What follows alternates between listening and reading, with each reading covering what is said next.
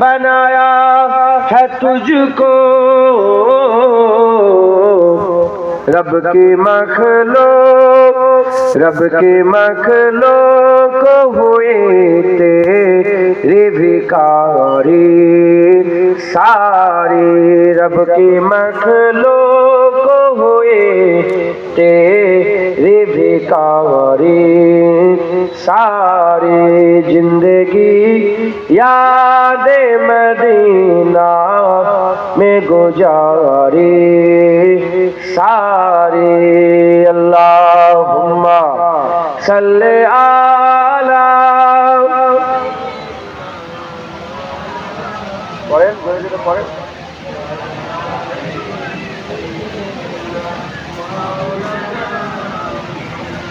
हुजूर पाक सल्लल्लाहु अलैहि वसल्लम बोलेছেন মান সাল্লা আলাইহি আশরা ফি আউয়ালিন নাহারে ওয়া আশরা ফি আখিরিন নাহারে ফালাহু সাফাত ইয়াউমাল কিয়ামা। যে ব্যক্তি সকালবেলায় 10 বার দরুদ শরীফ, সন্ধ্যাবেলায় 10 বার দরুদ শরীফ পাঠ করবে, মানে দিনের শুরুতে 10 বার, দিনের শেষে 10 বার দরুদ শরীফ পাঠ করবে, তার জন্য সাফায়াত সুপারিশ করা আমার রাসূলুল্লাহর জন্য আল্লাহ ওয়াজিব করে দেবেন। একবার জোরে বলেন সুবহানাল্লাহ। অতএব আপনারা এটাকে আমল করবেন, প্রতিদিন সকালবেলায় 10 বার আর সন্ধ্যাবেলায় 10 বার দরুদ শরীফ পাঠ করবেন। বলেন ইনশাআল্লাহ। রাজি আছেন? কালমা লা ইলাহা ইল্লাল্লাহ লা ইলাহা ইল্লাল্লাহ মুহাম্মাদুর রাসূলুল্লাহ। কি বলতে হয়? সাল্লাল্লাহু আলাইহি ওয়াসাল্লাম।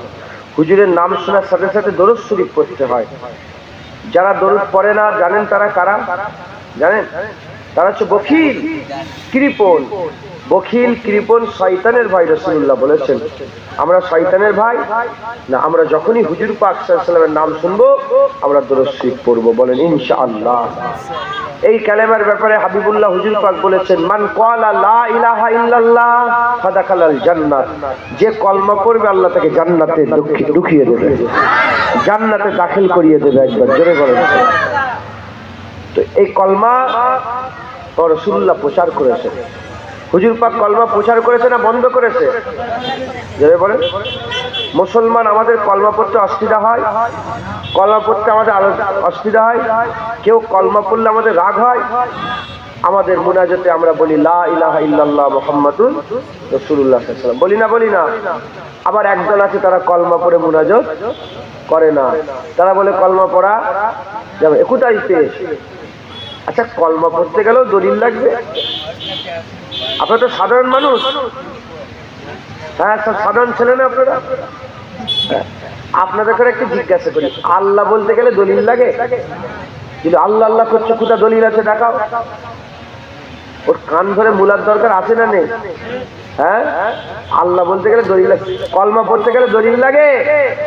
আফসোস আজ মুসলমান কোথায় চলে গেছে, আফসোস আজ কম কোথায় চলে গেছে, ইসলামকে কোথায় নিয়ে চলে গেছে। আমরা মুনাজাতে যে লা ইলাহা ইল্লাল্লাহ মুহাম্মাদুর রাসূলুল্লাহ সাল্লাল্লাহু আলাইহি ওয়াসাল্লাম বলি, এটাকেও অনেকে মানে না, বলে বলা যাবে না। বিরহমাতিকা ইয়া আরহামার রাহিমিন বারহাক, ওটা বলবো, আমরাও বলি, ওটাকেও মানি, ওটাকে বলি, ওটাকে মানি, এতে কোনো অসুবিধা নাই, এটাই কোনো অসুবিধা নাই। কিন্তু কলমা পড়লে তোমাদের অসুবিধা হয় কেন? কলমা পড়লে অসুবিধা হয় কেন? হুজুর পাক সাল্লাল্লাহু আলাইহি ওয়াসাল্লাম বলেছেন, হুজুর পাক সাল্লাল্লাহু আলাইহি ওয়াসাল্লাম বলেছেন,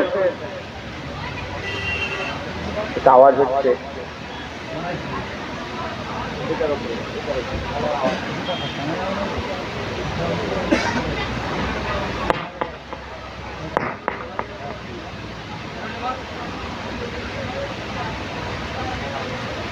হুজুর পাক সাল্লাল্লাহু আলাইহি ওয়াসাল্লাম বলেছেন কিছু কিছু সময় আছে যে সময় আল্লাহ দোয়া কবুল করেন। যেমন যুদ্ধের ময়দানে যুদ্ধ করতে করতে দোয়া চাইলে আল্লাহ কবুল করে নেন। মুসাফিরদের দোয়া কবুল হয়ে যায়। ছেলেদের জন্য বাপ মায়ের দোয়া আল্লাহ কবুল করে নেন। আর ফরজ নামাজের পরে দোয়া আল্লাহ কবুল করেন। তাহলে দোয়া কি কালাম, কথা, ফরজ নামাজের পরে কথাকে আল্লাহ কি করে দেন? কবুল করেন। তাহলে ফরজ নামাজের পরে যদি আমরা কলমা পড়ি, শুধু কলমা পড়লে তো হবে না, কত হিন্দু পার্টির নেতা আছে তারা কলমা পড়ে, আছে না নাই? তাদের কলমা পড়লে হলো? তাদের কলমা পড়লে হলো না। কবুলের দরকার আছে। ফরজ নামাজের পরে দোয়া কবুল হয়।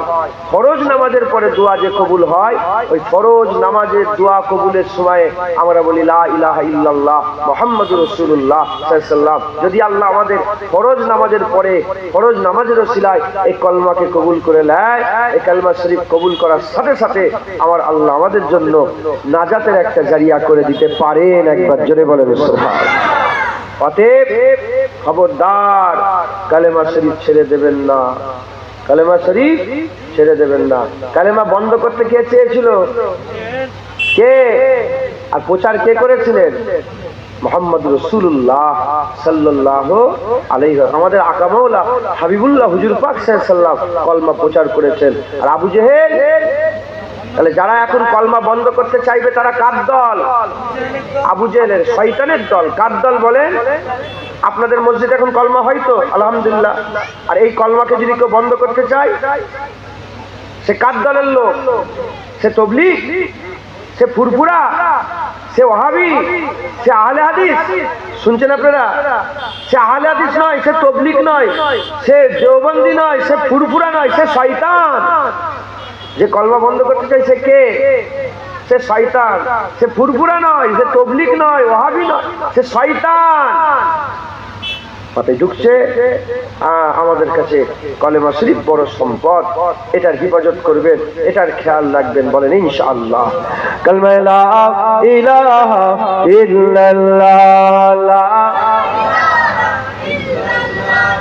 লা ইলাহা ইল্লাল্লাহ মুহাম্মাদুর রাসূলুল্লাহ। দুরূদ শরীফ আল্লাহুম্মা সাল্লি আলা